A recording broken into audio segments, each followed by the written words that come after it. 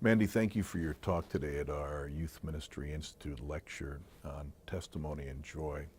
One of the really interesting parts of your presentation was a sense that this is really a universal practice. It's not just a practice for the most faithful or the most extroverted or the most articulate, though we can begin to think that we can pigeonhole people into they have a gift or they don't, they have the capacity or they don't. Tell us more about what you've seen. Sure. I was talking with a 16-year-old who was a part of a youth group that practices testimony regularly.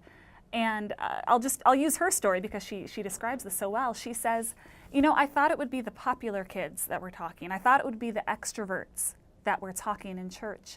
But she said it was the people like me, people that were introverts, kind of quiet, the wallflower type. And she said, so I thought, well, if they can do it, I can do it too. And she told me, so I'm gonna share my testimony in February, a few months from now.